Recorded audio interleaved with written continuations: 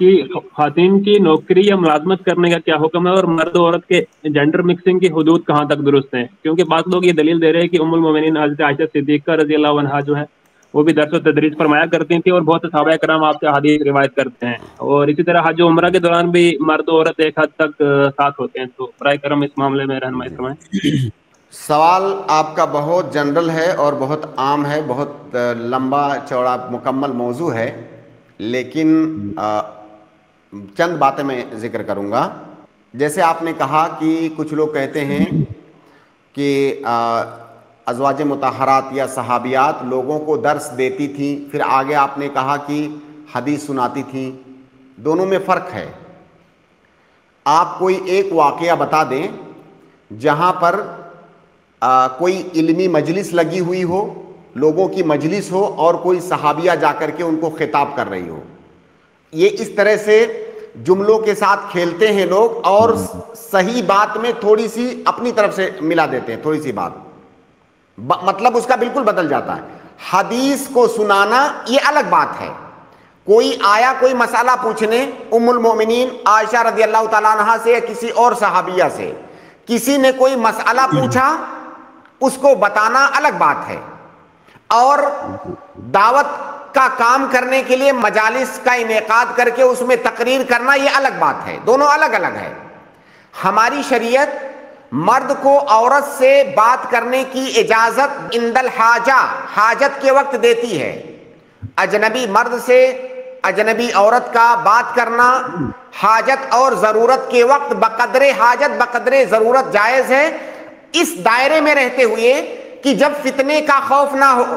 امہات المومنین کے لیے اللہ تعالیٰ نے قرآن میں کہا کہ اپنی آواز کو نرم اور رقیق آواز بنا کر کے بات نہ کریں تاکہ فتنہ نہ ہو. حالانکہ وہ صحابہ کرام تھے، وہ صحابیات تھیں، ازواج مطہرات تھیں، وہ ہماری مائیں ہیں، اور اس دنیا میں اس پوری امت میں صحابہ کرام سے زیادہ تقوی اور پرہیزگاری کسی کے اندر نہیں ہے.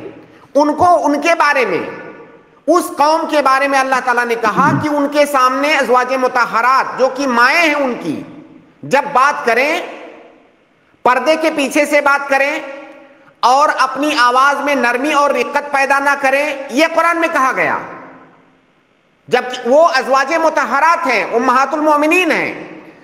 اب یہاں پر اسی ایک واقعے سے سمجھا جا سکتا ہے، اسی ایک آیت سے، کہ عورت کو اجنبی مرد سے گفتگو کرنے کی جو اجازت ہے اس کی لمٹ کیا ہوگی، اس کا دائرہ کیا ہوگا. بقدر ضرورت، جہاں ضرورت ہو، حاجت ہو، وہاں بات کر سکتی ہے، لیکن اس کے لیے بھی پابندی ہے کہ کس طرح بات کرنا ہے.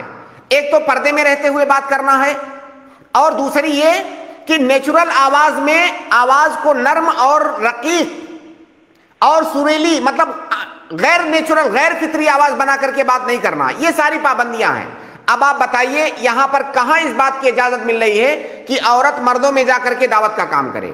آپ نے حج کی بات کی کہ وہاں پر مرد عورتیں سب ایک ساتھ ہوتے ہیں. بھائی دنیا میں بھی تو مرد اور عورت سب ایک ساتھ ہیں. دنیا میں کیا حج میں مرد اور عورت گتھم گتھا ہونے کی اجازت ہے کہ آپس میں گتھم گتھا ہو جائیں؟ ایسی اجازت کہاں پر ہے؟ اللہ کے نبی صلی اللہ علیہ وسلم کے زمانے میں مسجد میں عورتیں نماز پڑھنے جاتی تھی، تو مسجد میں جب نماز پڑھنے جاتی تھی، کیا اس کا مطلب یہ ہے کہ سب گتھم گتھا ہوتے تھے؟ عورتوں کی جگہ الگ ہے، مردوں کی جگہ الگ ہے، عورتیں الگ جگہ پر کھڑی ہو رہی ہیں، بالکل سیپریٹ الگ علاقے میں. ایک واقعہ ہے، ایک روایت ہے، صحیح روایت ہے، حسن درجے کی روایت ہے غالباً، اور کہ ایک صحابی بیان کرتے ہیں کہ میں نماز پڑھ رہا تھا رات میں، عشاء کی نماز تھی یا فجر کی نماز تھی، جماعت کھڑی ہوئی، ایک خاتون آئی اور وہ شاید مدینہ سے باہر سے آئی تھی، وہاں پر جو سسٹم تھا ان کو نہیں پتا رہا ہوگا، وہ آ کر کے مردوں کے صف میں کھڑی ہو گئی.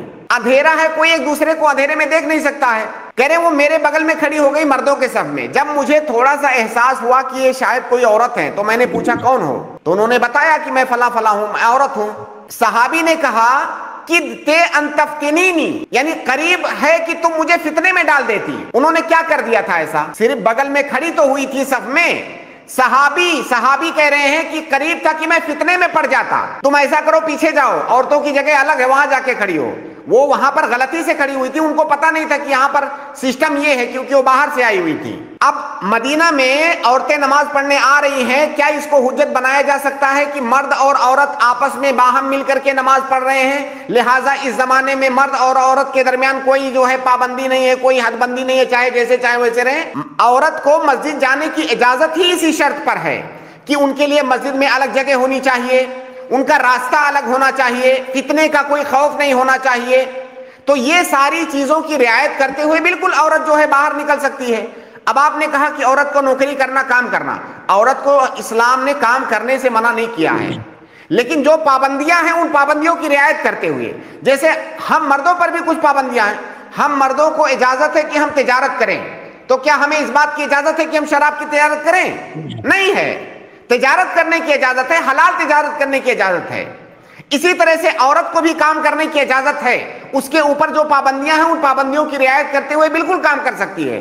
اجنبی مردوں کے ساتھ اختلاط نہیں ہونا چاہیے، اجنبی مرد کے ساتھ خلوت نہیں ہونی چاہیے، فتنے کا کوئی خوف نہیں ہونا چاہیے، ان تمام چیزوں کی پابندی کرتے ہوئے کام کر سکتی ہے۔ اگر آپ کرا سکتے ہیں یہ پابندیاں اور آپ اس کی ضمانت لے سکتے ہیں تو بالکل کر سکتی ہے۔